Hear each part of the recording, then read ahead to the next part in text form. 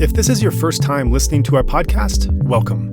To say a word about this project, our goal is to illuminate the depth and breadth of Dhamma practice in Myanmar. The podcast series features a diverse range of speakers who initially became known to us from our work in creating a meditator's guidebook to the country, and it is a privilege to now be able to bring their own voices into your earbuds. All of our guests have one thing in common: a deep commitment to integrating the Buddhist teachings of liberation into their lives and developing in wisdom. We hope that the diversity of their individual paths may not just educate, but also inspire listeners, as they certainly have done for all of us here. With that, let's get to the show.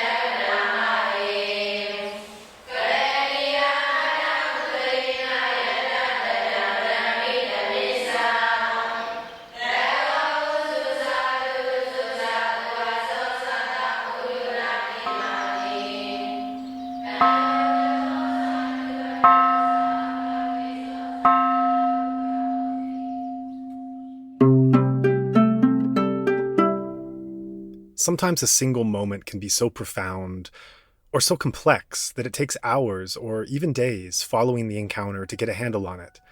In the story that follows, that moment has been taking years to process. This episode is part of our Dhamma Diaries series, in which we describe a single but impactful event that took place in a Buddhist context in Myanmar, and then flesh out its many dimensions to better understand the country, the culture, and the spiritual practice. Past episodes have focused on a struggling European alcoholic being sent to a rural village monastery, where he sobered up and learned Anapana from a Webu Sayadaw disciple, and another focused on an American monk who accidentally wandered into a remote area in the country and faced a near-death experience, as villagers believed him to be a spy. But while today's story very much fits in for the structure of this series, it also dovetails with our current series, The Intersection of Race and Dhamma. In this case, the actual moment in question is simple enough.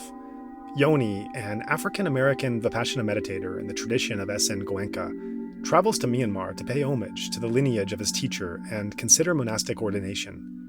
Several days into his stay at a Yangon monastery, he is in the dining hall awaiting lunch when a long-standing Burmese monk aggressively motions for him to leave, and when he doesn't, the monastic hauls off and kicks him. This disturbing incident, which in terms of time lasted no more than a minute, is astounding in its complexity and poses many swirling questions to untangle and process. Our conversation unfolds with Yonie and I doing the best to explore its many threads. A preview essay about this story was posted a couple weeks ago on our website and social media accounts, and it generated a wide range of reactions, many of them negative or critical. From these comments, it was clear that a number of readers had been triggered in different ways, which made my podcast team and I acutely aware of the reactions that the full conversation will likely generate. Typically, I use this opening preamble to paint a fuller picture of the upcoming guest, or share behind-the-scenes information around the talk. A deeper reflection on the talk is then saved for the post-interview reflection with my co-host, Zach Hessler. But given the discomfort this podcast may cause, I'd like to use this time instead to take a step back and explain why, in spite of it all, we are committed to sharing this story. We have also decided that it would be a good idea to front-load some of the information that otherwise would emerge from our conversation to help explain our rationale for airing this particular story, as well as the deeper context surrounding it. First, some background. In this episode, because I am personally involved in the story, our talk is not an interview per se, but rather a conversation between Yonie and myself. It is important to emphasize that in our discussion surrounding this moment, we were compelled to talk frankly about the actions of one member of the Burmese Sangha. However, I want to be clear that we have no intent to demean or criticize the entire monastic order. Much of this overall podcast platform, as well as the previous media projects I've worked on throughout the past decade, have been inspired by the humility, selflessness, and wisdom of the Burmese monkhood. Similarly, You'll hear us speak about Burmese culture, but in doing so, our intent was not to engage in a broad critique of the Bamar people or the country of Myanmar, which again, much of this podcast platform is devoted to exploring and illuminating with respect, goodwill, and interest. Finally, we enter into this complex and very challenging discussion fully aware that we're non-Burmese lay practitioners, parsing out the behavior of a Burmese monk. Not only are there complex cultural issues at play, but there is also the sensitivity that any layperson needs to bring to bear when speaking about a monastic following a stricter code of discipline. And related to this, we acknowledge that we are non-Burmese, commenting on aspects of Burmese culture. Now, I'd like to spend some time addressing the various kinds of responses our social media posts generated. Although uncomfortable at times, it was certainly instructive to consider what was behind some of those earlier, negative social media reactions. For example, if I can paraphrase, one went something like this. Okay, so we know that this kind of thing happens in the human realm, but choosing to talk about it like you're doing here distracts from our Dhamma practice and may lead to decreased reverence towards lifelong monastics. This is a can of worms you don't need to open. Just let it go. Well, from our side, we acknowledge that finding a balance between the spiritual and the mundane is a sensitive matter, and one we plan to explore in detail in upcoming episodes. On the one hand, being too much on the side of activism and social or political issues can indeed push the Dhamma aside, while on the other, a willful dismissal of all pressing worldly matters to focus solely on our on-the-cushion practice is pretty much the definition of spiritual bypass. We believe that the story has enormous relevance for a deeper understanding of not only the intersection between Dhamma and race, but also various Burma Dhamma themes, and we do illustrate in the talk how these mundane issues can impact spiritual growth. So if this question is essentially, is this topic relevant for a platform based on sharing the Dhamma? To us, the answer is a resounding yes. So that's the answer from a spiritual perspective. But speaking personally, I'm also quite attuned these days to the ongoing situation in my own country, where white society is finally being forced to directly confront the systematic racism that has long been part of the American experience. These public conversations are motivated by the desire for greater awareness and healing, and hopefully leading to fundamental positive changes in the United States. One aspect of the Black Lives Matter movement after the police killing of George Floyd is that it became a worldwide phenomenon. People in many countries marched to highlight the importance of honestly and openly confronting injustice and solidarity, and have looked to examine the shapes of discrimination within their own societies. This podcast is being aired in that spirit, not calling out racial discrimination and injustice wherever and whenever it happens, tacitly accepts the harmful impact it afflicts on others. By ignoring it, we allow it to continue. That, to me, is the opposite of metta and karuna, which I believe are at the core of any Dhamma practice. Still, all that said, I must acknowledge that this is not an easy talk to have. It may well be downright uncomfortable for some to hear, in the same way that it was for some to read in our earlier post. Some of that discomfort took different forms of avoidance, passing the incident off as no big deal or a one-time thing, or to suggest it was a simple cultural or linguistic misunderstanding. Another advised Yonie to rely on his meditation practice and just be more equanimous, and several reminded him to be compassionate as a Dhamma practitioner. Beyond just discomfort, conversations about race and ethnicity can be painful and even triggering for some who have had their own experiences with discrimination for whatever reason. Still, our podcast team felt strongly nonetheless that the potential gain of understanding prejudice outweighed the risks inherent in treading these delicate waters. Simply put, we cannot hope to effect positive change unless we understand, agree on, and discuss what needs changing. Beyond this conversation's challenging nature, it is further complicated by cross-cultural factors. So I'd like to take a moment and describe a few of them, as best as I can based on my decade living, meditating, and working in the country, from talking with Burmese friends and longtime expats, and involvement in Burma-based Dhamma projects. However, I'm well aware that nonetheless, I'm an outsider commenting on Burmese culture, and to share my thinking on this topic in this space is exposing my own vulnerability, which I think we all in some way do when talking about these sensitive topics. So before I go any further, I want to share something Yonie said during our talk that convinced me how vital an openness and honesty are if we want to try to learn together. To paraphrase, Yonie appreciated how our discussion was unfolding and observed that it couldn't happen in cultures that embraced a more indirect form of communication, because regarding such a sensitive topic, progress is only possible through shared honesty and openness. For Yonie, this mirrored the tenuous dialogue now taking place in the US, and how necessary that all is if we are to learn together. And now here in our own talk that follows, Yonie acknowledged how learning more about Burmese cultural perspectives allowed him to be more understanding and looking back and understanding this incident. So with those words from Yonie in mind, I want to share my understanding openly here. I'm mindful that I may harbor unexamined assumptions or biases in what follows, and if so, I apologize in advance if I'm inaccurate in how I describe these issues as a non-Burmese outsider. And I hope they do not derail listeners from the overall point we're trying to make and the important themes that Yonie's story brings to light.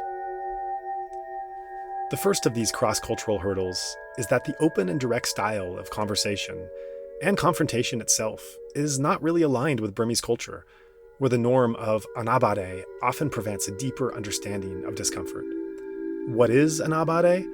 The noted Burmese author, McGee, contributed the following definition to our Meditator's Guidebook project. She writes, quote, "Feeling anade means feeling reluctant to take advantage of, or offend, or upset the other person, which means not saying no to an impossible request, or telling you what they think you want to hear, because doing otherwise would just be too rude. In the same way, they would agree with you even if they don't." End quote. So, in a nutshell, anabade encourages social harmony and avoids causing social shame and loss of face. As you'll hear in our discussion about Yonie's incident, I ran into this cultural hurdle in my own attempts at talking openly and critically about the incident with very close Burmese friends, and was not totally successful.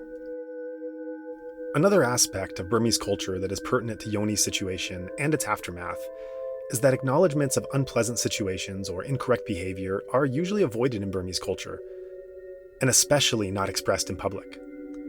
Besides favoring an indirect mode of communication and the importance of safeguarding one's own face and that of others, another factor is that critical reflection and social discourse in Myanmar have been actively suppressed for many years. This is due to the collective trauma wrought by decades under oppressive Burmese colonial rule and then a brutal dictatorship, which included the wanton dismantling of a once proud educational system, and which has only recently begun to change ever so slightly. Many Burmese came to learn that speaking openly in public was dangerous and that silence was safe. This is especially true when faced with an authority figure. Importantly, this is not only an external silence, but also an internalized one, in which this avoidance and non-acknowledgement helped ensure personal safety in a society where it was not guaranteed.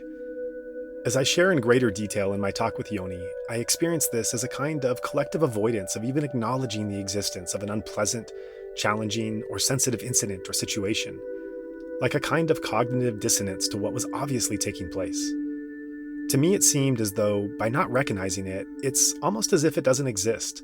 The problem then comes only if someone chooses to bring it to light. I found that this dynamic often prevented an open examination of, and even individual reflection on, problematic situations. With all this in mind, I recognize that some Burmese listeners may well feel discomfort from hearing Yonie's incident presented publicly, and may respond by charging that our conversation about it is the real problem. So hopefully you now have a somewhat better cultural context to understand the challenges inherent in Yonie's situation, as well as our conversation about it and making it public in this forum. So getting back to the variety of responses generated by Yonie's incident, an unfortunate response was offered by some of the monks and lay supporters associated with that monastery in trying to explain the assault on Yonie, namely that he did not look American. It's hard for me to decide what's more offensive here, the inference that the typical American is Caucasian, or that the monk's aggression was inappropriate mainly because Yonie had an American passport, which implies that if his behavior had been directed towards other non-American peoples, it would not have been an issue. Another group of responses to our earlier posting looked at Yonie's incident as a kind of one-off thing, meaning that this in no way implies widespread racism or discrimination against Black Americans in Myanmar. This brought an added layer of examination to our discussion. When sharing this recently with a Burmese friend, she mentioned a current Burmese protest movement called "Don't Call Me Kala." Kala is a somewhat derogatory word directed towards Muslims, as well as darker-skinned Hindus and Sikhs whose families hail from the subcontinent, but have long since settled in Myanmar. My friend connected Yonie's incident to this particular movement because, like him, some darker-skinned people in Myanmar who are ethnic Burmese, and therefore not Kala, may be mistakenly subject to the same discrimination. The "Don't Call Me Kala" response formed as a protest against this. Because discrimination is equally bad, whether intended or misdirected, in Yonie's case, it is irrelevant what the monk's assumption was when he assaulted him. Interestingly, as an aside, the "Don't Call Me Kala" movement primarily asserts that they do not belong in the discriminated against group and so are not deserving of ill treatment, rather than a protest against the prejudice itself. There was another kind of response from Burmese readers that I actually found quite helpful in further understanding the background on this incident. This centers on the idyllic pedestal that many Western meditators tend to place monks, putting them at the pinnacle of a Dhamma life, totally renouncing the world and living out their greater spiritual aspirations. My experience, however, has been that most Burmese don't share this idealized image, as they have had a lifetime of meeting monks of all dispositions and backgrounds. One person posted something I'd heard countless times, that behind closed doors, many Burmese know that not every single monk is living a life of exemplary discipline and practice, and that for this reason, it is quite important to carefully select which monastics one chooses to honor and to respect. Another made the observation that the Burmese monkhood simply reflects Burmese society. And interestingly, this observation mirrored our inaugural podcast episode in the Intersection of Dhamma and Race series, in which several Black American meditators had commented that it should be no surprise that the American mindfulness and vipassana communities carry over the same discriminatory complexes as American society at large. As Yonie had never met a monk prior to his trip to the Golden Land, he had romanticized notions about the monkhood, so this long-term monk's behavior was doubly shocking and disturbing to him. At this point, I have to interject some personal feelings here. While it was obviously painful to Yonie that this incident happened and no one intervened, it was especially painful to me that no one associated with the monastery appeared to express shock, shame, or discomfort when I later spoke with them about the incident. I tried to remain on guard against any American conditioning about the kind of response Yonie's incident should elicit, but I found this lack of remorse very challenging. At a minimum, I wanted to hear something like, "That was a wrong action and I'm really sorry it happened to him." But no such sentiment was ever expressed, either to Yonie or myself. In the online responses to the original essay, I was touched that some Burmese did offer a profound apology that a yogi on pilgrimage was treated this way at a monastery. However, many more put up similar roadblocks to avoid stating even this simple sentiment. But because the incident was so egregious, I simply couldn't understand how the only response wouldn't be expressing some degree of empathy.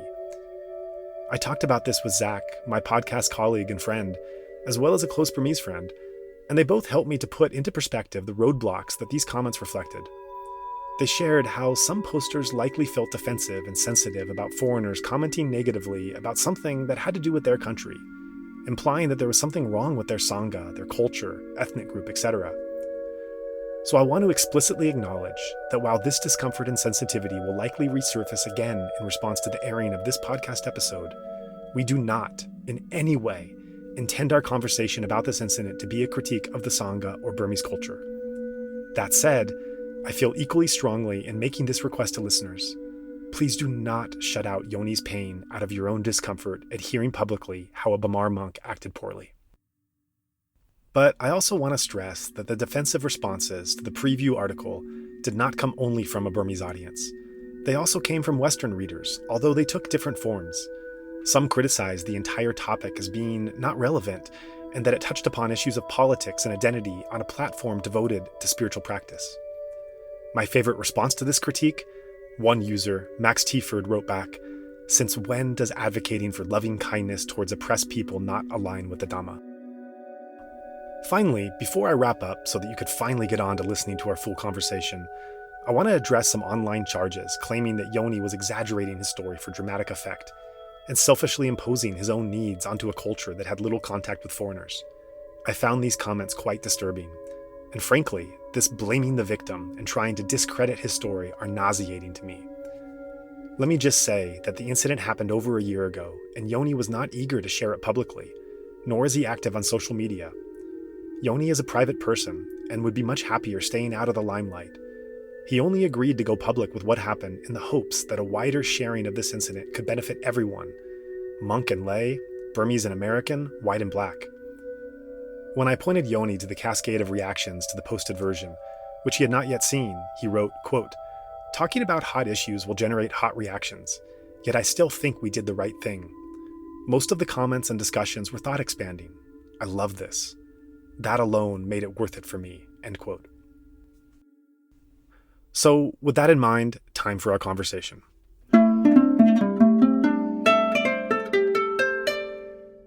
All right, so with some of the other guests we've been hearing from on this episode, we've been hearing directly from them and their story and their experience.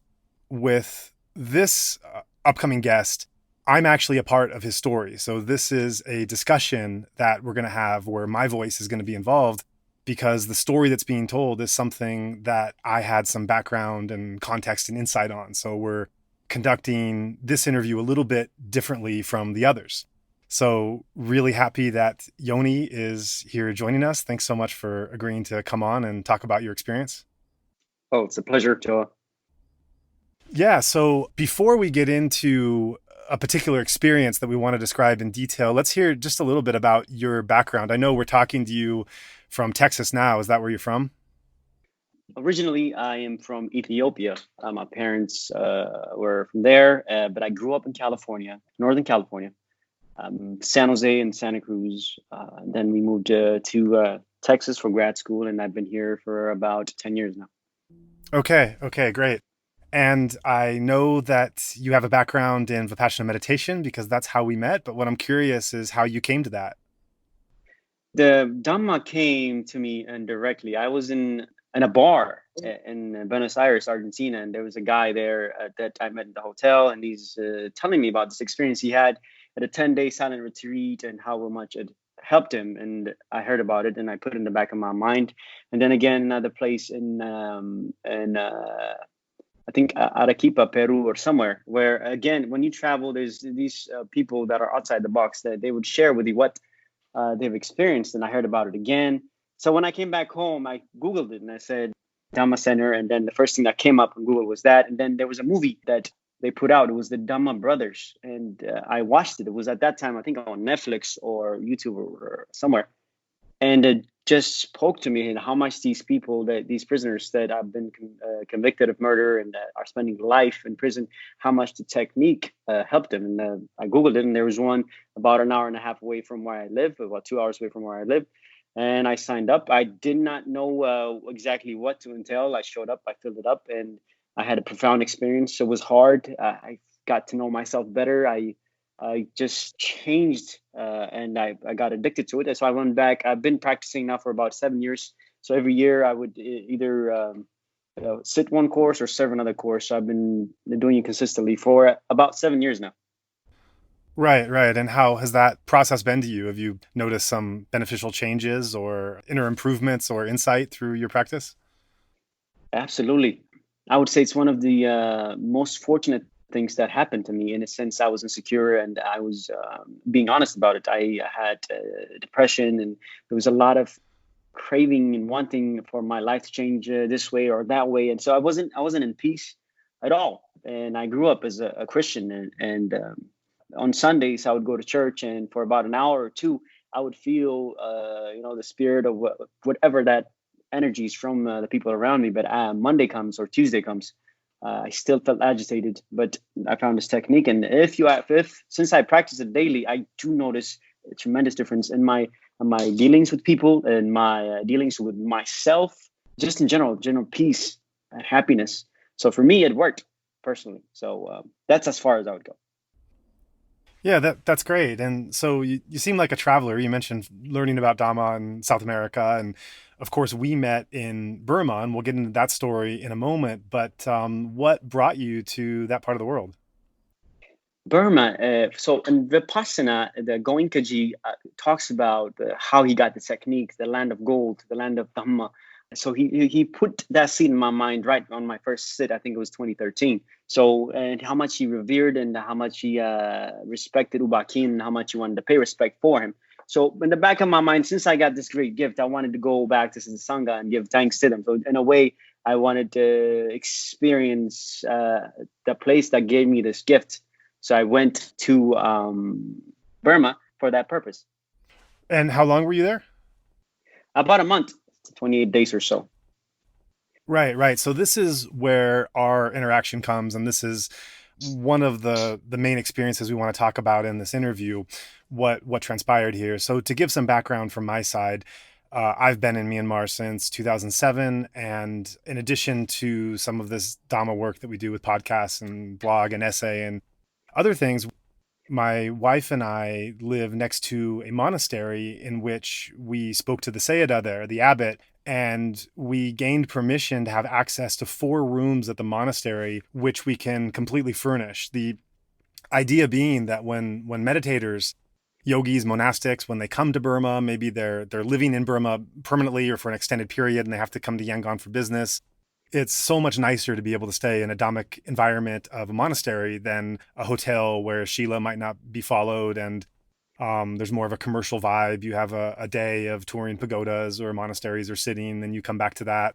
In addition to, frankly, saving money for the meditator, money that could be spent on dana for a monastery or for more experience of their meditation practice. We know that many of the Western practitioners who come to Myanmar, a lot of them don't necessarily have a whole lot of money because they're not working regular jobs. They're prioritizing spiritual practice over their careers. And so even though they've come halfway around the world, their money's quite tight. So it kind of serves all these purposes. And we gained permission from the Sayadaw to do a number of things. One, to furnish these rooms. So we have 2 female rooms and 2 male rooms, and to reserve these rooms only for foreign practitioners that are passing through, because it's a very big monastery. It was built with a lot of dana, and there's a lot of room, and there's a lot of halls and rooms and bedrooms that aren't being used. So in Myanmar, it's considered really, really meritorious on the Burmese side to be able to share the Dhamma with foreigners. It's this kind of, on their side, it's a sign of like great merit and great karma that this foreign practitioner, if you're a born Buddhist in Myanmar, then you have so many opportunities to access the Buddhist teachings and meditation. And they realize this. But if you're coming from a non-Buddhist country halfway across the world, you don't have the same opportunities to be able to find this path. And those that come are seen as having really great paramis for being able to practice this way.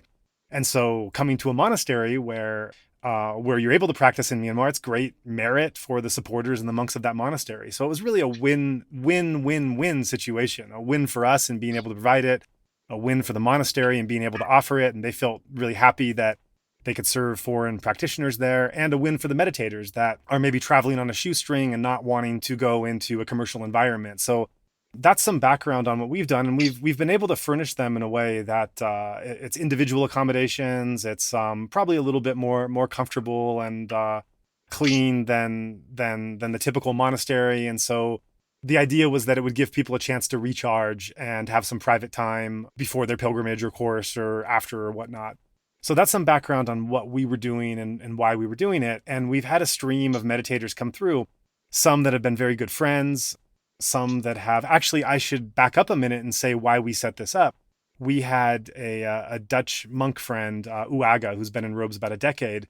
And when he would come to see us, he would stay at a monastery that was in such decrepit shape nearby our house that, the floorboards were falling apart, and there were dangerous dogs, like a pack of dogs that were guarding the room. And we just felt really sad that this monk that was coming to see us was in those kind of conditions. And so we started to brainstorm how we could set up an environment for him and others like him that would be more comfortable, and went down a number of roads discovering that. Eventually we landed with these 4 rooms and this very positive relationship with the Sayadaw there and providing them.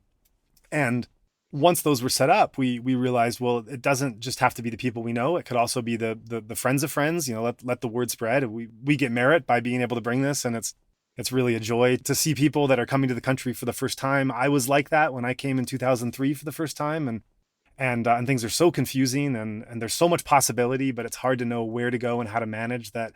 To have a Dhammic environment you can stay in that's comfortable, that you're welcomed, is, I know how that would feel for me back then. So it's really, really fun to be able to provide that for others. So that's the background of how we set that up. And then once that was there, we realized, well, this doesn't have to be just our friends or our friends of friends. This can be complete strangers.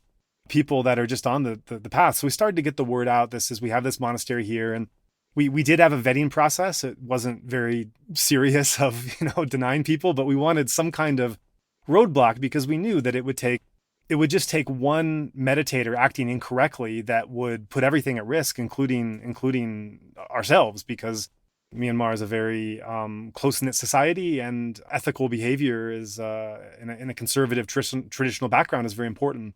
So we were very careful with not just allowing any Joe meditator to just pop by, and make sure there was a level of seriousness and commitment. And no one ever got denied, but we just had a couple kind of application forms so that if someone came, they would put a little bit of work in to show that they were coming for the right intention.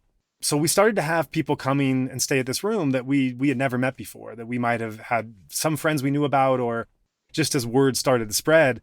Kind of counterintuitively, Yangon is the hardest place for a meditator or even a monastic to be able to stay in a monastery. You 10 times or 100 times more likely to stay at a village monastery where there's only one monastery in the town than you are finding a monastery in all of the big city. It's just the way it is. So it was wonderful to be able to provide this service, and we were having meditators come that we didn't have any real personal connection with, but we were just we were able to provide the room and get to meet them and sometimes help them out with their journey or their pilgrimage from what we knew of being there. And that brings us up to the point of your visit and your stay. And we did not know each other personally before you came, and I was actually out of the country when you arrived. And when that was the case, I would communicate with my assistant, who's Burmese and is actually a former monk and former monastery attendant. So very much attentive to that, and would communicate to him about the needs of the incoming meditators and getting them settled and such. And from there, let's turn the story over to you and your arrival in Burma and entry into the monastery. Yeah, I do remember the serious vetting process. It wasn't that serious, but it was about a page or two of form, and we fill it out, and you got back to me right away. So I was very pleased to be able to stay. So I arrived maybe 3 days or 2 days before in Yangon, and I think you had to take a bus. I took a bus that wasn't that far away from my hotel. I took a bus, and then there was a stop, and your assistant picked me up and showed me the room. It was a really nice room, and this is where I was staying. There was a couple of monks that were stationed or that were my neighbors, which were really kind, senior monks that are doing this for maybe 30 days or 45 days, but still very kind. We got to talking, and we hit it off, and basically that's my first day in that monastery. But I did hear about it. Let me go back. I heard about it in Facebook, and a few friends of mine and know of you. So you're known to us. So we basically I basically contacted you through Facebook, and then you reached back, and I was able to stay at the monastery. Right. So we're getting to the incident of note that we want to get into in a little more detail. At the time that you were staying in the monastery, this was all kind of an experiment on our end. So we were kind of working out, what time does the monastery gates close so that they don't get locked out, and when is breakfast and lunch, and how do we work out some of these other details. And if they want to go to a pagoda, do we know a local taxi driver that will give them a fair rate and take them around.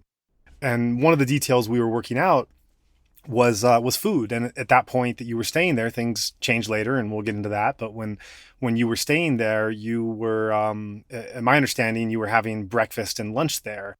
And there was a particular incident at one of the lunches that we'll go into more detail about what happened. Yeah. Do you want me to go into it, or Sure. I can? Sure. Okay.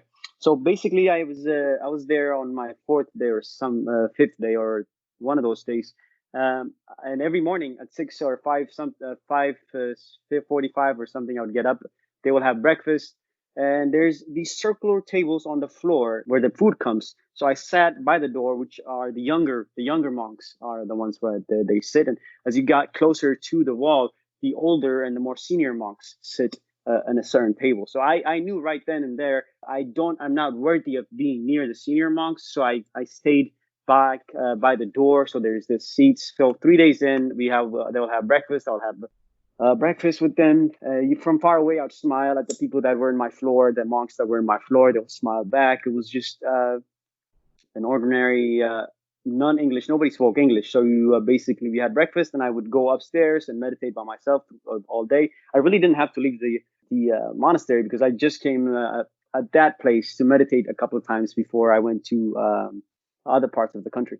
So day 4 comes, and there's a switch between the senior monks. There's a lot of faces that I don't recognize from the first couple of days, but they're there, they're sitting around, and I'm sitting and I'm about to be served on the floor, and unknowingly this man that my face is facing the wall. The guy walks in, he stops, looks at me, and kicks me on the shoulder, and it was a complete shock at first because there was nobody there to tell me what's going on. There was nobody there to be like, "Oh, stop," or it was just I was shocked when on the first kick. So what happened here with the shock was I knew, say what you want about it, but most of the monks have multiple black belts in some form of martial arts. I knew for a fact a couple of those that were in my floor when they worked out, and a few of them that spoke a little bit of English would say, "Oh, 3 black belts" or something. So I knew then that there's nothing that I could do to defend myself but just smile. And then the second time I'm sitting on the floor, he kicked me on my behind, and I just couldn't believe it. Why are you kicking me? Is what I said straight up. Why are you kicking me? Why are you doing this? And there's no English, so there's this tension. I can feel it, and I've learned through my sits and my meditations, try to get back to observing sensations, and I can feel the anger rising. But another one, I think, scene is he's a monk that has been there for a long time, comes in and speaks to them with something, and then apparently I'm not supposed to be there. I'm not supposed to be served food. I must come back and eat with the people that are not monks or something. So I'm a bit agitated. So I go back to my room. I try to sit for 15, 20 minutes, and then I message you saying, "Hey, this just happened. What's going on?" I just straight up told you this is not something that should be done here. And right away you got back to me honestly saying, "Oh, I'll deal with it. I don't know what's going on. I will take care of it for you." And you mentioned the fact that because I'm dark skinned, because I'm black, and they don't really get black people, so to say, to stay there. They might have thought that I was something else with the Buddhists and the Muslims. I'm really not well aware of it, but there's some regions there that are predominantly dark skinned, but they're Muslim. So he might have thought I was Muslim, and I can sense there is this tension in that country between the Muslims and the Christians. So that was my understanding. So that afternoon comes, I didn't even want to eat at the monastery at that day. So there was a really nice restaurant. Your assistant took me the first day that I came in. So I just walked there and I had my lunch. And that after having lunch, I just decided it would be best for me. I think I got some more messages from you from Facebook that you were handling, and there's going to be some meetings with me, with the senior monks there about what was going on. And what happened after was I decided maybe it's better for me to go somewhere else. So I came back and spoke to your assistants. There were some neighbors there that were really kind. We don't speak English, but I can feel their metta. I don't know his name. I think I took a picture with him, and I might have sent you the picture. But there was a very kind man. His metta calmed me down a bit. But I told his kid, I think, to buy me ticket to the ancient city. What was the ancient city name? I forgot the name. Oh, Bagan? Yes, Bagan. So I got a ticket to Bagan. That afternoon, late afternoon, I had a meeting with one of the most senior ones. He looked to be in his 70s, and a couple of the people. We were gonna go have a meeting, and I told him that I was gonna leave. This shouldn't be the way somebody that has been meditating for years to treat another human being. You just don't. What is the point of sitting for years and years if you don't have the basic compassion? It's just ABC of compassion. So I said I'm gonna leave. And I don't think the Burmese are very direct. They're very docile. We Americans get to the point very, very quickly. Right. Yes. So they're taken back by my directness. But I'm doing it out of metta, completely from my heart. I was like, hey, this is all coming from love. I love this country, but right now I don't feel comfortable here. I'm going to leave. I got the ticket, and we went to have a meeting with the senior Sayadu, or I'm not sure what there's no English. Nobody spoke English except your assistant. He was coming in a little later. While we were walking with the senior monk to the office, there were these dogs in the monastery, and one of the dogs were under a car. And I remember this specifically. We were walking there, and this senior monk used his giant stick to hit the dog. And right then, inside, I just felt this is insane. What is the point of practicing for 30, 40 years if you cannot have basic compassion for a dog? And I love dogs. I was going to Burma to shave my hair, do the whole monk experience right there and right then. I just completely changed my trajectory of what I thought about monks. They're just humans. They're just like us. Before then, I would revere them. I would fantasize about them. I would put them in this pedestal. But when I saw that action by that senior, say what you want about it. But for me, I just, it doesn't matter what happened to me. When I saw what happened to that dog, yes, there are a lot of dogs in Myanmar, and some of them are dangerous. But if it's a dog in a monastery, I'm sure you know of this dog. So hitting it just didn't speak with me. I paid my respect. I didn't say anything negative. I didn't leave anything.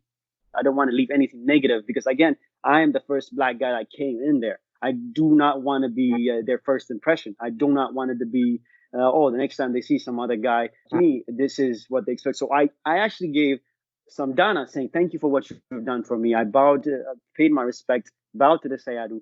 And that evening, maybe 4 p.m. or so, that neighbor came and got a taxi for me for a really good deal, took me to town. And on the night bus, I went to Bagan. Right. Wow.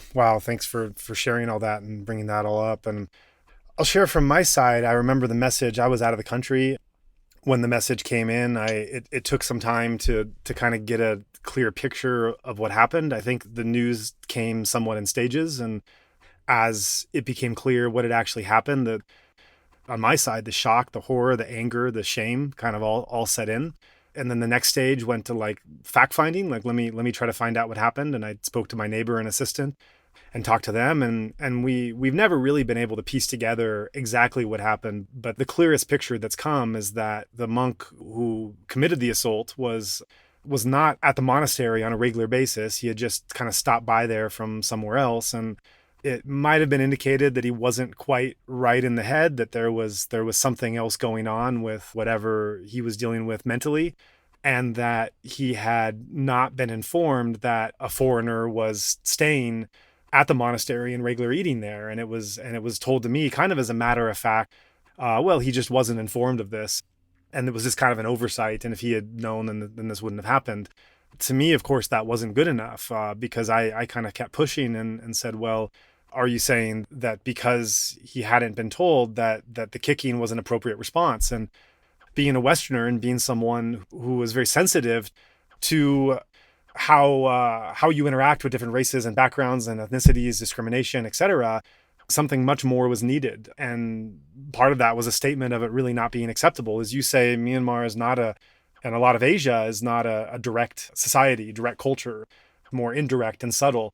And so there's not a background in being able to investigate cross-cultural encounters that might go awry and that might have different understanding. It's not a culture of deep, sincere apologies and reconciliation and talking. And so even being there as long as I've been and understanding that, there was, and knowing that that's not an outcome really that you can expect very easily in this culture, very traditional in a monastery, no less. On my part, there was still this sense of outrage and shame that something really terrible had happened, and that it needed to be rectified in some way, even though that wasn't really to happen in that culture.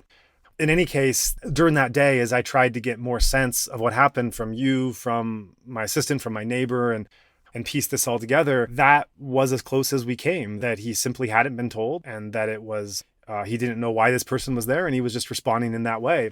And as we talked about it more, I remember, obviously, you had a whole host of emotions from that incident of anger and confusion, pain, shame, whatever else was inside you. And I remember one of the reactions you had that you were so confused about was that no one did anything, that this incident happened and that there wasn't any response from anyone else. And I remember kind of smiling at that and saying, well, this is something I can't explain. Like, I don't know why this monk did that.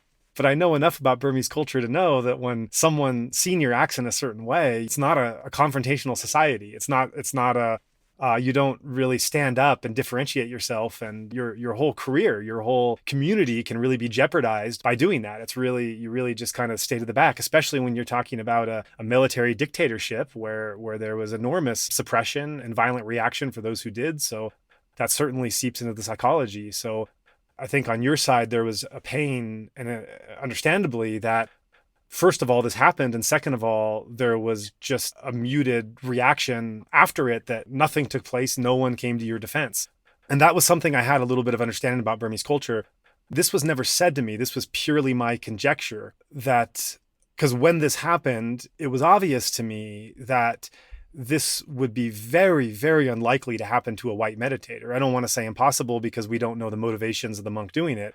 Very, very unlikely that this would occur. And so it seemed that there was some connection to your skin color. And there's not really an understanding of the African-American experience in Myanmar, but there is tension with Muslims. And so if your features were wrongly interpreted as being Muslim, the monk could have been responding to, get these people out of our monastery when we're trying to eat with our monks. And so it could have been a misdirected discrimination. Although misdirected in terms of who he thought you were, it was not misdirected in terms of skin color. And so as we're having this current series about the intersection of race and Dhamma, and all the other podcasts are looking at the American experience, even though primarily we're a Burma Dhamma podcast, we're expanding our look here. This is one story where we are talking about race and Dhamma purely in a Burmese experience. Even if it's a misdirected reaction to it, it's still a consequence that you faced that a white counterpart might not.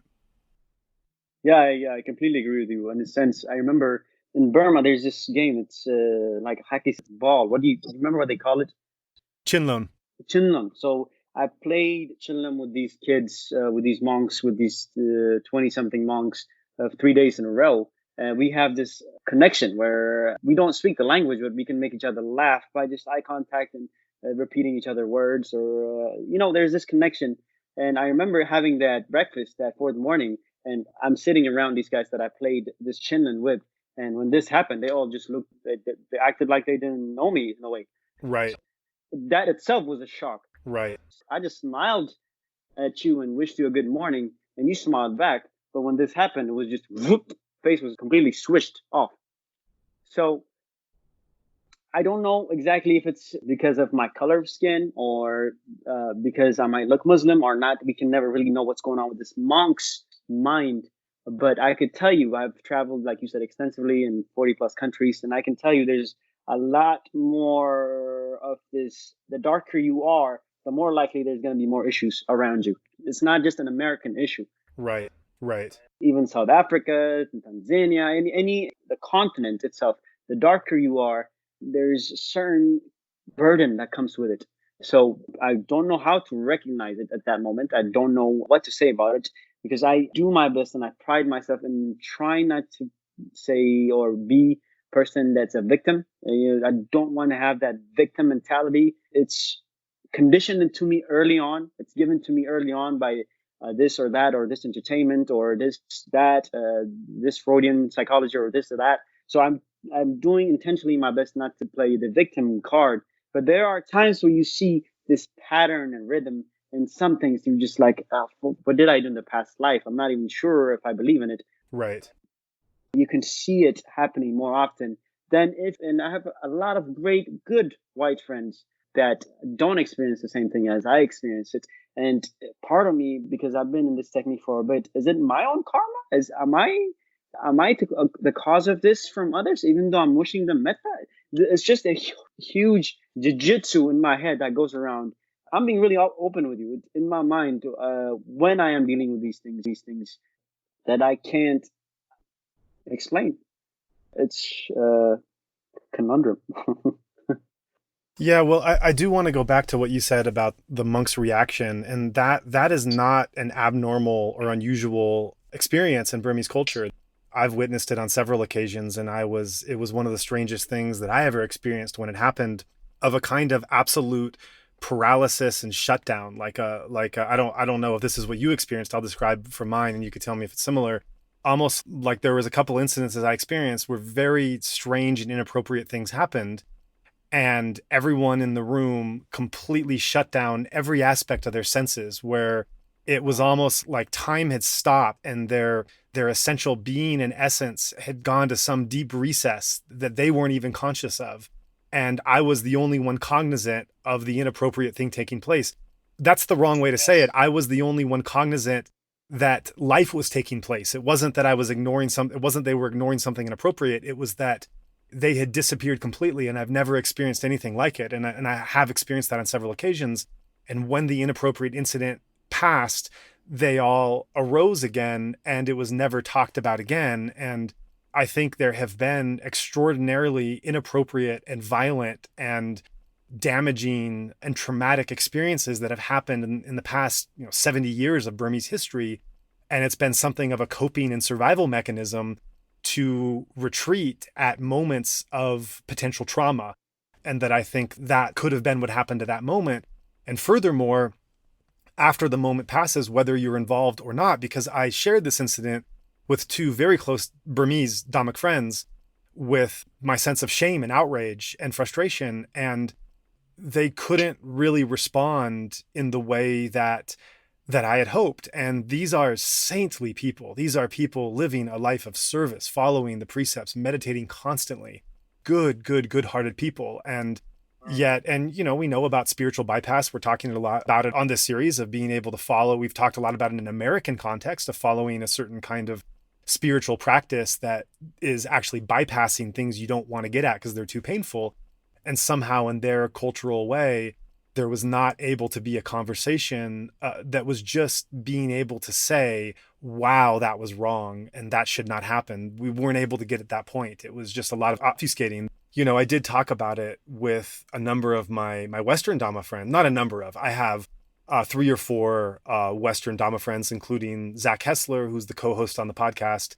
And to 3 or 4 of them, we talk about a lot of things that go on in Myanmar and our experiences, our insights. And when this happened, I shared with 3 or 4 of them what had happened and my reaction to it. And, in that context, European and American practitioners, monks, meditators in Burma, it was a reaction of complete shock and shame. And just complete shock and shame and wanting to rectify it. There was a German monk who, upon hearing it, pleaded to be able to talk to you and to remember that. Yeah. Let me apologize on behalf of what happened. And just being someone who had committed his life to the robes and knowing this had happened to someone who was wearing those robes and the stain that caused, he just hearing about it, he just had this visceral sense of complicity and shame. I think he tried to contact me, but I was in the other side of the country. Couldn't meet up with him, but I can see and feel his sincerity from the writing he wrote to me. I appreciated it. But the thing about being Black at times is you have to move on quickly. You have to not look back at certain situations and say, hey, let's just move forward. And you have to do this over and over and over again. It could be out of fear, because I don't really want to look back at trauma, but also it's something you have to cultivate. It's something you have to cultivate to have this kind of defense where you will face it. You make this the best that I can, and you try again and again and again. So you try again and again and again. So you have to move forward. Yeah. And I also want to come back to, you mentioned just now, and you talked to me about it when it happened. I think you had done some more processing in how you mentioned it just recently because a lot more time had elapsed. But when it happened, I remember you did understandably have shock that a monk would do this of all people. I mean, here is a dedicated Vipassana meditator who only knows about Dhammic Burma and the monkhood from the stories he hears in the depth of an intensive retreat and the mindset you have of someone that would commit to a life like that. And just the shock and the incomprehension of someone that you hold on that level doing something so abominable. On one hand, I think that it is fair to not put monks on a pedestal. They are people. They're working out their own stuff as the rest of all of us are. And when you look at the Burmese monkhood, it's, it's another story entirely. there's a lot of reasons that people become monks, and not all of them are purely Dhammic. And that's a whole other podcast to go into, is who joins the order and how are they expected to behave, and what are the different ways to be a monk, and the different kinds of ways you can structure your life, and the diversity among that, and the choices that you have, and the monks that you really have tremendous respect for, and the monks that you have less. So in some sense, that is a truism, that any meditator who spends some time, you start to realize that monks are human, and yet the discipline they try to live under is something special at the same time, and that's a deeper topic. However, I'm also really troubled and saddened that you came with an aspiration for ordination, which is one of the most special and unique spiritual renunciations you can have on the path. And that even if some monks might hold the robes in a different way, one can ordain and structure one's spiritual life and have support from those around you to live without money, and live without a care for food, and live without a need for material possessions, and only strive for spiritual practice. And this is one of the few societies in the world today where everyone will support you, everyone will applaud you, everyone will cheer for you, and the poorest of the poor will be the first ones that will come to try to give you what you need. So there's this incredible moment of generosity and support that exists there, even though monks that are wearing the robes aren't perfect, and some are far less than perfect. And to hear that you had an experience that knocked monks off their pedestals, well, that's one thing. And the way it happened was really unfortunate, but that is something that a lot of us come to in less dramatic ways.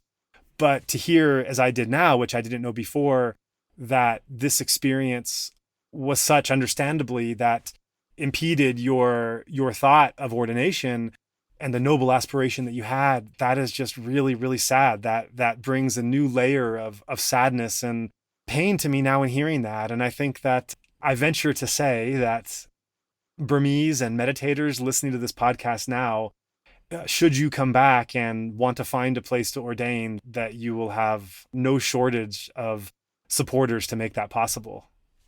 That's really good to hear, Joah. I appreciate invite and sincere apologies for what happened, and I'll take it if it's on the path, and if there's another opportunity to do it, I will definitely look into it. But at that time, there's this thing where when you're the first of something, I've seen a lot of shaven head monks that gave up and joined the Sangha, and most of them are European or Asian descent. So I've never actually seen a black person do it. So I thought, hey, it's only Burma where you can do it for a month or two, and I can try what it feels. And if it's for me, maybe I'll continue to do it. And for people that don't see my picture, I have dreadlocks, and I've had it for over 10 years. And I'm not kidding you when I say this, Joe. The only place that I thought I would cut my dreadlocks was in. It means a lot to a lot of black men. Dreadlocks symbolize the dread they feel in the world, so it means a lot to them. So I would shave it off in Burma and bury it there to pay respect to this land.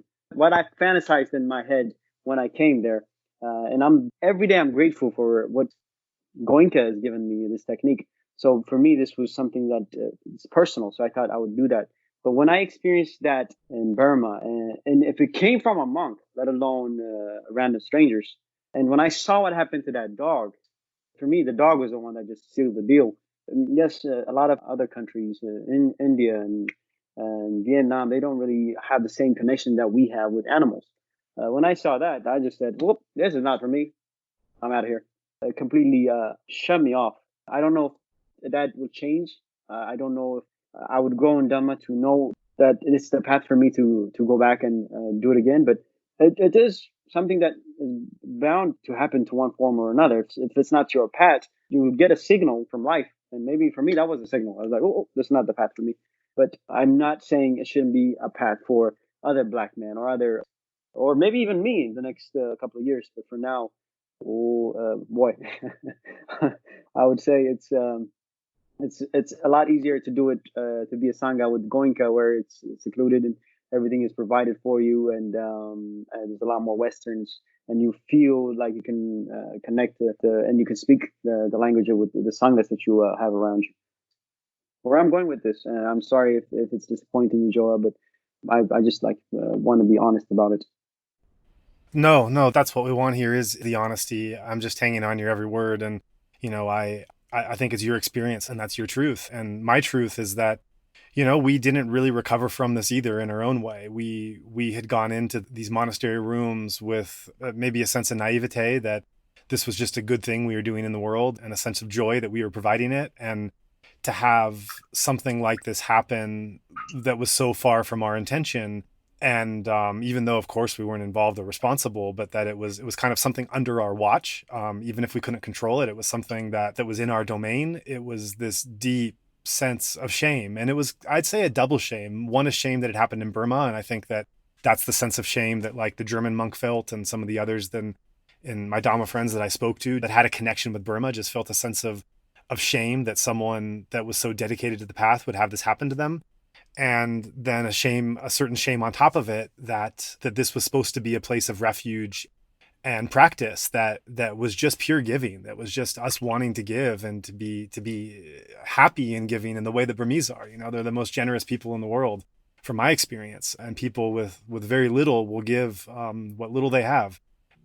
And going forward, it was painful to have to be sensitive to who was coming.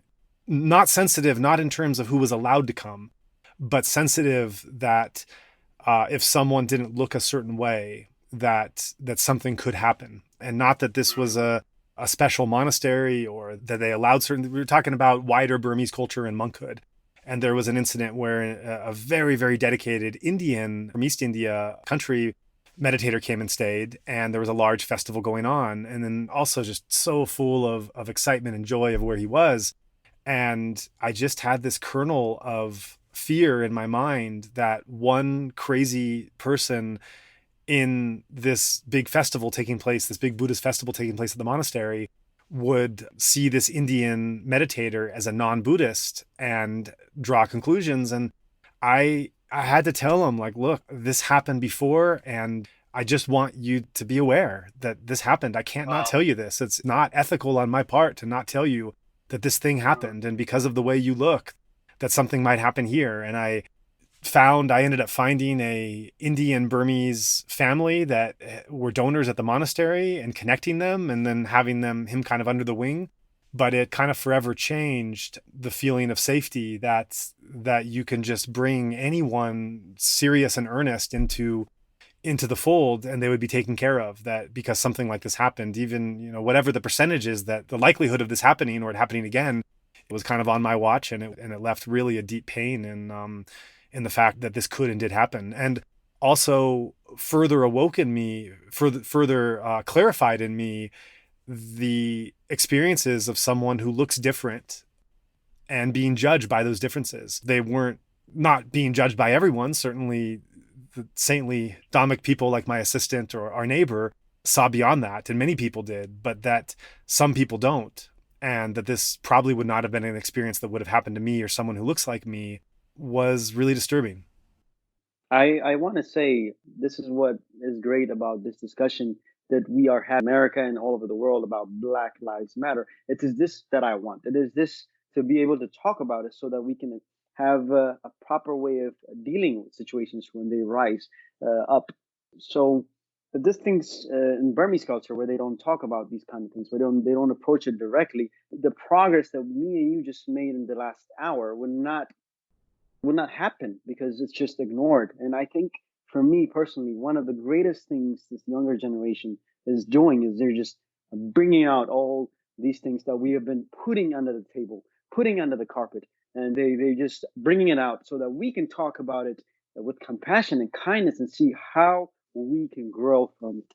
And just having you telling me what's going on in what you know about the Burmese culture and how they see things prepares me for the next time that I go to Burma and sit, and I could be more understanding of the way they look at situations where they have been under the dictatorship for 70 years now, you said, and the way they think, their psyche is different. So I would have more compassion for their way of looking at things because we are able to talk about it like we did today. And I'm really excited about what the young generation is bringing up and what they're gonna do. They did more in the last 3 months than what my generation did in 10 years or the previous generations did in 50, 60, 70 years. So I'm excited. I'm so glad to be alive so that I can experience these sankharas, these karmic things that we've been hiding under, so we can bring them out and deal with them, face them, because it's the key here. We just need to make sure we're calm about it and we're not going to be hateful about it, but face them so that we can progress as a human race. Right, right. Well said. And, I also want to say that we don't want to blanket anyone. We don't want to generalize anyone, whites or blacks or Burmese or monks or anyone. And I want to emphasize that I am sure that there are Burmese listening to this who have the same sense of horror and anger and shame of what happened. And I hope those Burmese that are listening, that are more modern thinking and more exposed to different ideas, will write in some way, publicly or privately, to be able to express that. And that just as we have in America, traditionalist and maybe somewhat repressed views, not to the degree of a military dictatorship, but in some sense, there's things that are being talked about now that weren't before. So also that's a process going on there. And there are a more modern, younger generation of Burmese that are dealing with this head on and that are taking up the idea of Black Lives Matter in how it relates to treatment of minorities in Myanmar. And this is also, we obviously don't do everything right in America. One thing that I think we try to do things right sometimes. And in my travels, that's something I appreciate. And one of the things I think at least some people try to do right is to be able to talk about the way we want things to be and to point out when things are not that way. And there's a couple of anecdotes I want to describe with that. So I had an experience talking to a European meditator in Myanmar about, I can't remember exactly what it was. It was some situation with minorities. It might have been a Black or a Mexican meditator that was in Myanmar, and some sensitivity I had with it. And he kind of admonished me that, well, you Americans, you take all of this so sensitively, and you're just so aware and so hypersensitive of all these issues, and almost kind of like I was manifesting a problem by my awareness and sensitivity to all of this. And it reminded me of the current problems going on in Europe with, when you look at sports, and I don't know how much you've followed this or heard the news, but like over the past many years in certain Belgium or Italian or Spanish leagues, the treatment of Black players, Black soccer players, throwing bananas on the field at them, or just abhorrent behavior. And there's not the background that you find more widespread in America to be able to talk about these issues.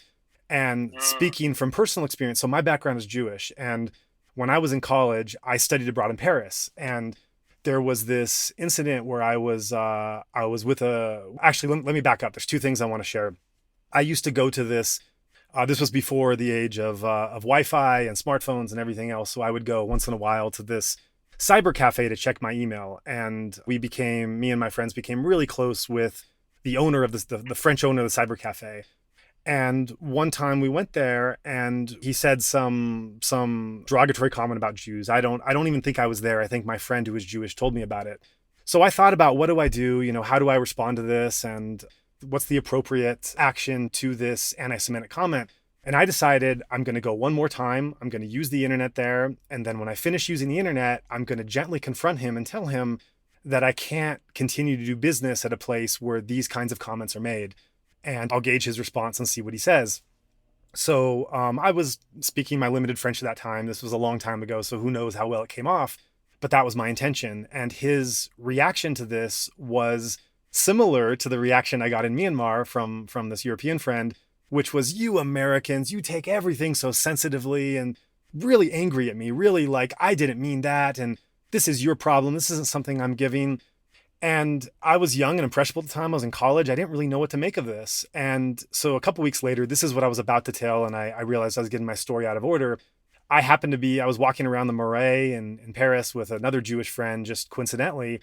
And we saw this rabbi just walking down the street. We're, oh my God, like look at we told him we're Jewish, and, had this conversation. It was Shabbat, and he invited us to a Shabbat meal, which is like, for those that don't know, this is like a Friday meal where if you were in the religion, and I come from a very secular family, but if you are religious, you have this big feast and you invite all the Jews that you meet, that you know and don't know. And so we had this wonderful meal with Jews from all over the world that were there.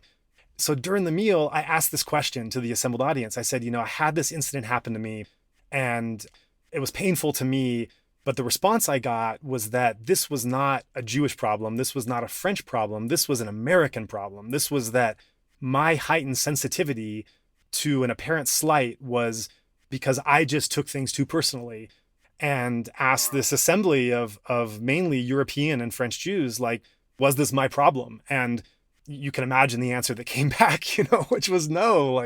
You Americans just have more background in being able to deal with it and talk about it. And so I think this plays into the incident you had there, that in the Burmese culture, there wasn't this sensitivity in being able to talk, even with some of my closest friends and people that were just saintly people, and being able to talk and process about the harm that happened. And there could even be people listening that are thinking, you guys, like, this one thing happened, and like, how bad was he harmed? Did he have to go to the hospital? And you're over it. And there could be a pushback from, you guys are taking it too sensitively. But I want to speak out against that. If there's a thought there that, yes, we are talking about these things explicitly, and maybe when we are American, and maybe we don't do everything the best, and everything doesn't come out exactly the way we want, but that we do come from an ethos of wanting to identify and talk about these acts of prejudice and discrimination when they come, whether they're directed at us or to someone else, to say that they're wrong and that we won't stand for them. But as a Vipassana practitioner, finding a way to do it that is not increasing the harm in the world. You said it so well. I am still taking it in. Calm down. It wasn't that serious. In fact, when I shared it with someone at the hostel when I went to Bagan, he basically said the same thing. Did you bleed? I said, no, I didn't. It's not a big deal. So I can see where they're coming from. But again, I want to bring back what you said about our ethos, is that from my personal experience, the more I talk about an issue that I felt, the more I bring it out, the more we face it, the more we put light on it, the faster and the richer the relationship is. And for me, seeing these things that I have been hiding under the carpet and I've been ignoring, I have not been sensitive to, or I have ignored, because in order to succeed in some parts of life, you have to get your hands in the cookie jar, and you have to ignore a few things. So I guess we can put it aside and not be sensitive, but I think we can be much deeper as a human race if we actually see the depth within us. There is humanity within us. There is something that's just not the skin color, that's just not my religion. There's something there, but we should respect what is there. So you're right. There are going to be some listeners that might take this thing, shut up. Just like there are a lot of people that hear that says, oh, all lives matter, or all blue lives matter, or you're taking, this is not happening. If you just talk to the police a certain way, or if you acted right this way or that way, and there's going to be a lot of reasons. But I still think deeply that the fact that we're bringing it out and talking about it, we will reap better rewards than if we ignored it. Right. Yeah, exactly. And on that note, I want to move to your experience as a Black meditator in the United States, because we've been talking about it extensively in Burma, and I think that's quite interesting for our listeners, since this is a Burma Dhamma podcast, and we're talking about a meditator of color and their experiences there. But going back to the United States, how has your experience been in a meditator community that largely is white? As far as when I do see one other Black person, there's just a lot of method that comes out of me. So basically, I'm very happy to see more people, and I've tried my best to try to get my family members into this technique, and I was only able to do my cousin. A lot of my family members are Christian, Southern Christians. So anything that we do here is considered juju or bad magic or something that's not looked positively because of this or that reason in the Bible. So it's been very difficult for me to bring in more people of color into the technique. But whenever I do see someone that retreats as a person of color, and when we break silence, I do intentionally go out there and say, how are you? It's so good to see you. I'm glad you're here. And they will say the same thing. They will be like, oh my God, I thought I was going to be the only one. Oh my God, I'm so glad you're here. So It's growing. We're growing. I can tell you on my last sit, and I did a 10-day sit in January 1st to the 10th or 12th this year, before the whole Corona drama. The most I've seen of all my 7 years sitting was about five of us there. So I was Uh-huh. very, very, very pleased, and this technique is coming into my community. I'm not the only token guy anymore. When I started technique in 2012, 2013, I was the only guy there, but now I'm seeing more. So it's making its way. Dhamma's making its way, and it's taking its time, but it's making its way. Right. And do you think that there's more that could or should be done to try to outreach or bring in or adapt teaching so that a non-white audience can embrace it? Absolutely. Recently, I talked about it with some of the people that I've met in some of my Dhamma brothers and sisters. There's a story Goenka tells in day 10 or 11 where he talks about a mother will make a dessert, a kheer for her child out of goodness of her heart. And she would present it to the child. And the child would be like, no, I don't want this. This is disgusting. And she's like, no, you got to have it. It's really sweet and it's good for you. And but I got to have it on my plate. In the case, she just goes out there, takes out his plate, and then dumps it back to his plate, brings it and gives it to him. And then he sees the cardamom in there. He said, oh, there's rocks in it. There's these stones in it. I don't want the stones in it. And she takes out the stones, and he'll just find other reasons not to have it. But finally, he has it. And this is one thing I want to bring in, where maybe we do need a black plate to bring in this technique to be able to resonate with the people. There's no that I know of. There's not in the Goenka section that are black teachers. I don't know, but it would be good to see them because it would resonate for me. As when I was in college, it was good to see another black person in the neuroscience class. It's not, I'm not the only one. Or that when I was in grad school, yeah, most of the time I was the only one. But even if I see a person of color, a Latino, or it just makes me feel like there's somebody there with me. So we can do a lot more. I agree with you, but at the same time, I really like how, for me, the Goenka side, I like the way it works. It's very plain. They don't try to appease everybody. I like the fact that it's just a technique. Take it or leave it. The approach they have, and for me, I was fortunate enough to be receptive toward it. So I don't know how they would work it in the Goenka side, but I've heard other insight meditations and other places that are teaching the technique are trying to be, especially in New York, they're trying to be more inclusive.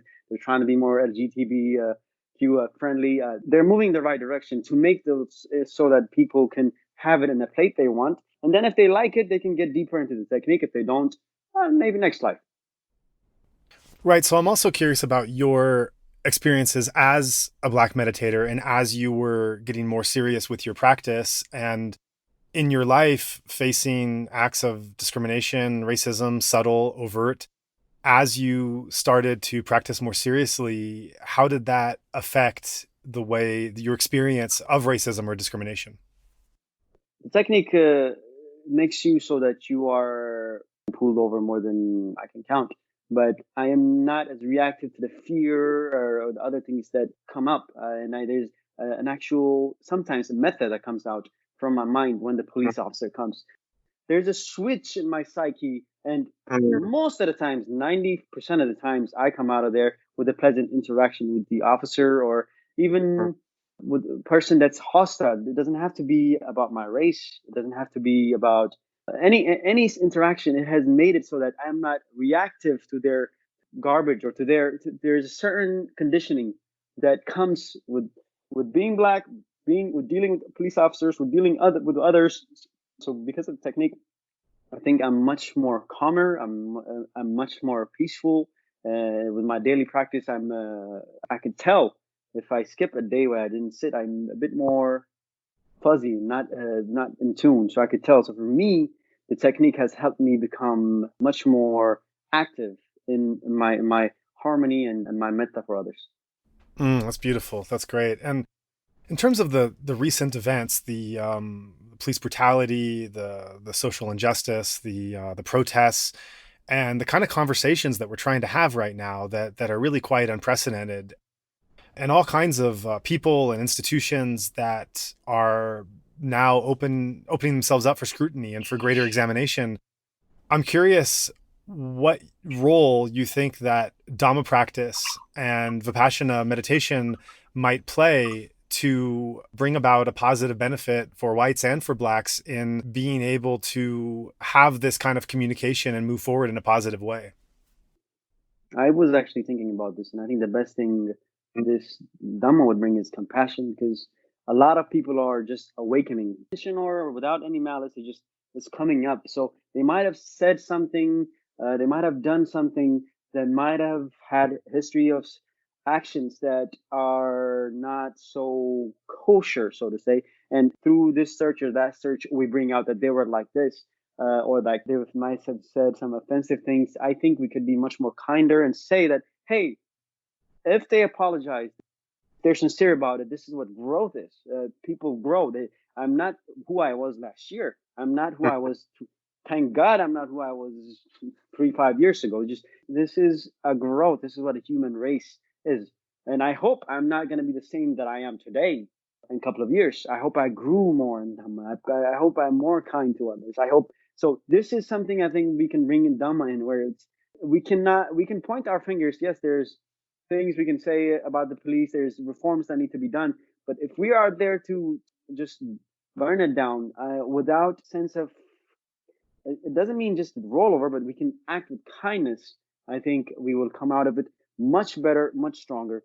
But if we're just going to be saying, hey, this person did this 5 years ago or 2 years ago, and they must be this, and so they must lose everything and this and that, I think that's not the right way. And this is where Dhamma and compassion will come, where if they said something in the past, if they have done something, we need to be kind about it, bring them into saying, hey, I have done some things in the past. There's some things that I didn't think about that I think about now. So this is where Dhamma would come, I think.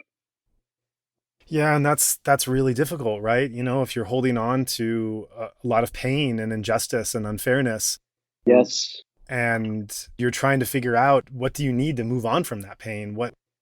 How do you move forward in a way that's constructive for everyone, and people are misunderstanding each other and both feeling a sense of aggrievement or wanting to be understood? How does the conversation and the understanding move forward? That's a really good question, and I'm gonna say I don't have the answer. Me and you are fortunate within and say, hey, I have my own problems and I'm not perfect. So I'm very grateful. It's a luxury, this gift for us, for all of us, that we are really able to practice. It's a great gift. We're able to see within. But yeah, they're right. If they want justice from this or that, I am not the one, and you're not the one. We're not the one to say, hey, you can't do this. You have to do it with compassion. Da da da da da. I don't know, brother. I really don't know. This is something what time will tell. And I hope with our meditations and all around the meditation, we'll do it compassionately and kindly, because there's a lot of energies at play here. We're making it simple in our talk, but you can feel the tensions rising up. There's some things that are coming up in the media that it makes one group look worse than the other group, and the next day one group looks worse than the other group. So it's a lot going on. I don't know, brother. That's just this is my answer. I hope that when I'm facing someone that's agitated and angry, I hope I'm able to forgive them, and I hope they're able to forgive me. Is what I would say. Right, right. And being a meditator who is watching these protests unfold, how are you seeing them? How is your meditation practice informing your following of how these protests are going? And to what degree are you hopeful? And to what degree are you a little uncertain? I'm gonna be very honest with you, but the last couple of months, my samadhi has been terrible. I can barely concentrate. Hmm. Things that I wouldn't have conversation with myself in the shower and then laugh and chuckle and then move forward. So it's been very difficult for me to laugh and chuckle and then move forward. So it's been very difficult for me to focus. But every moment that I can get with equanimity and awareness, I am very grateful to get it. Of course, these are strange times for all of us, so there's a host of reasons, but can you pinpoint what is causing the rockiness that you're going through now? The environment itself, you can feel it. And one thing I would say is, another thing is, I'm excited to what I progress, the speed of this progress, the talk, the action that's happening. It's too much. It's just like being in a very fast car. You're just taking it in. I'm used to a slower pace of change. So for me to 1 minute see a protest, the next minute people are taking down statues, the next minute they're firing this person, that person. There's just so much is happening so quickly, and I am connected to the world with news or this and that. And when you hear this, it comes up in your sits, it comes up in your meditations. It's pleasant sensation or unpleasant sensation. It will come up, and you have a tendency of reacting to it because one, I'm Black, so there's this issue that's personal. So you react to it rather than just being objective about it. And then there's tension there. Right? It's an election year, so a lot of your friends are going to be talking about this and that, and there are going to be people that are in your close circle that don't agree with certain things that you agree with. So there's a lot of things that come up in your sit that where you're supposed to be objective and just observe sensation and observe respiration, but it's much more difficult than just what's said. Got it. Well, this has been great. I don't know if I have anything more. Is there any other direction you'd like to go in, or anything you'd like to share? I think we've had a wonderful discussion. I've grown. I can't wait to go back to Burma with a different viewpoint. And I'm so glad we had this time. The Dhamma works in different ways, but Dhamma works. I'm glad I had a chance to talk with you in such a way, and I hope we will keep in touch and at least here and there in a couple of months or here and there with our text. But yeah, I'm thankful that I had this opportunity. I'm thankful that we can have this discussion as Dhamma brothers. And yeah, I don't have really anything else to add. It's been a great couple of hours with you.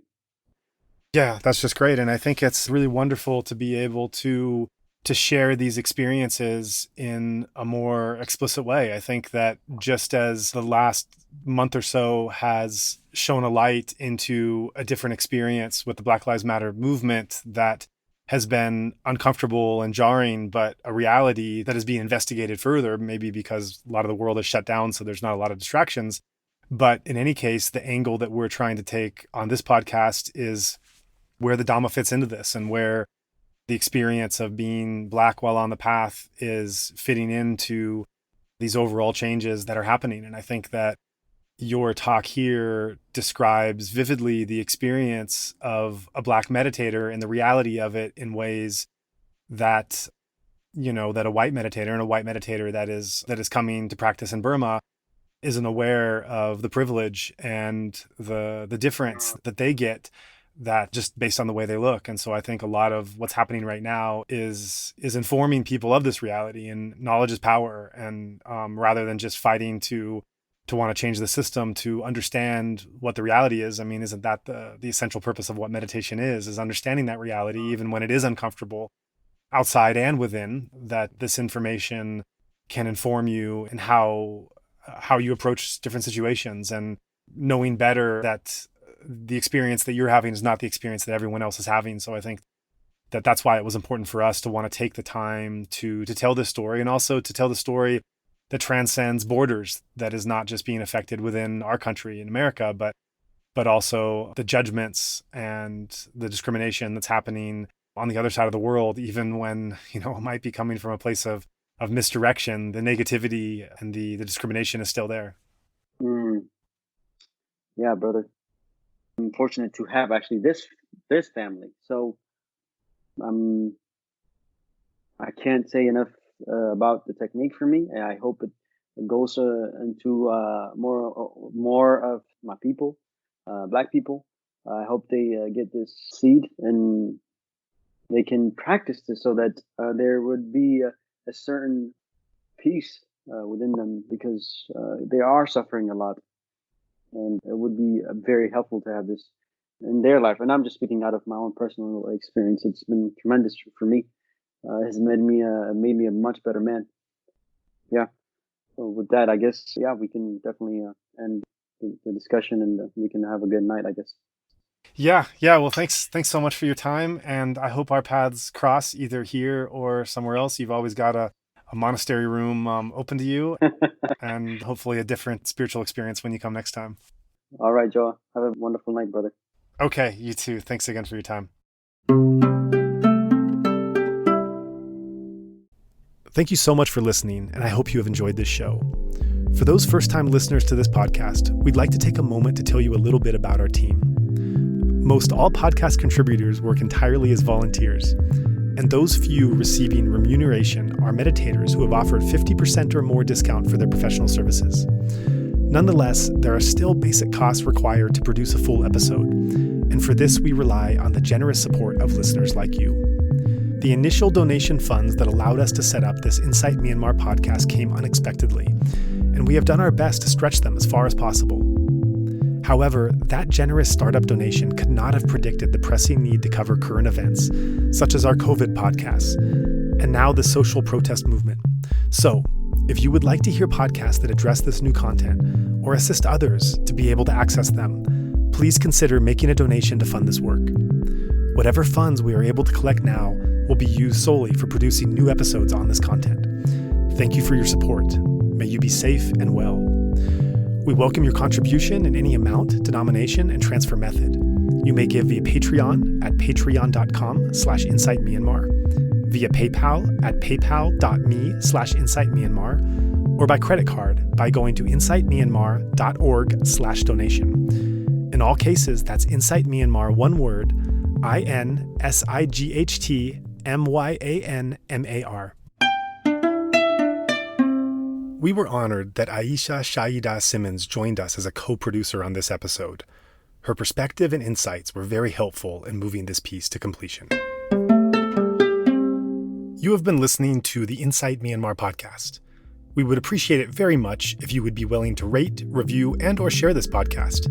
Every little bit of feedback helps. If you are interested, you can subscribe to the Insight Myanmar podcast on Apple Podcasts, Spotify, Stitcher, or wherever else you get your podcasts. Also, please check out our website for a list of our complete episodes, including additional text, videos, and other information at www.insightmyanmar.org. That's Insight Myanmar, one word, INSIGHTMYANMAR. If you cannot find our feed on your podcast player, please let us know and we will ensure that it can be offered there. There was certainly a lot to talk about in this episode, and we'd like to encourage listeners to keep the discussion going. Make a post, request specific questions, and join in our discussions on the Insight Myanmar podcast Facebook group. You are also most welcome to follow our Facebook and Instagram accounts by the same name of Insight Myanmar. And if you're not on Facebook, you can also message us directly at burmadhamma@gmail.com. That's BURMADHAMMA@gmail.com, and we're also active on Dhamma Wheel.